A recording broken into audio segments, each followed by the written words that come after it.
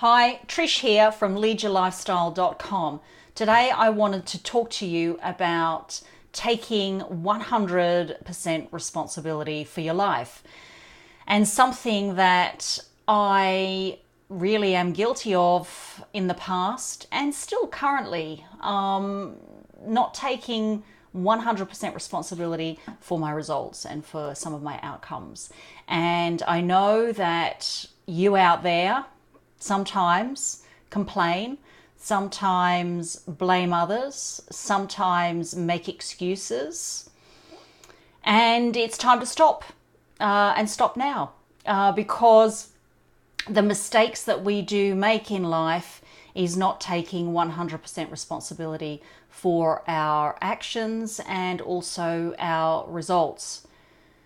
So when did I come to the realization that I wasn't taking responsibility for my life? I think there was a big turning point for me in 2005. Some of you know my story, where I read a book written by Bob Proctor, and he talks about beliefs. He talks about everything that you experience today is as a result of everything that you've done or the choices that you have made in the past. And this is really the theme of today's blog. When I was a single parent, well, it was through a set of tragic circumstances that I became a single parent. That was back in 1999. You can imagine I had really very little self-awareness back then. And I went through a massive process of blame and complaining and really not taking responsibility for where I was then, because it was all about outside circumstances. And you have a certain amount of control over what you do. And that's only today that I know that. And it's through a process of self-education and self-awareness. Since those days, as a single parent, I evolved to a point where I seeked out mentors, one of them being Bob Proctor.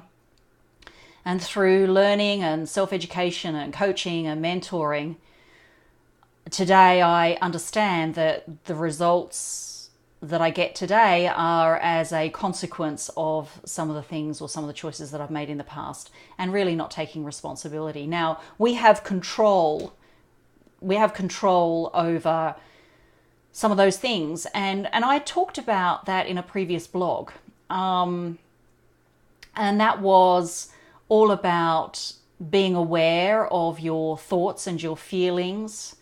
We have control over our daily practice, our daily habits, and also we have control over certain actions that we take in life. We also have control about our education, the ability to sort of self-educate and be self-aware. And we also have control over that powerful gift that we have, and that's our imagination.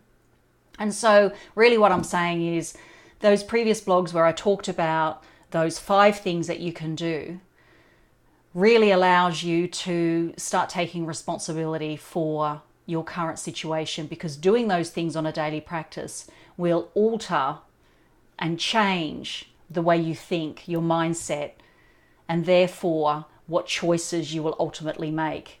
And so again, self-awareness, just be aware of, those things that you're not taking responsibility for.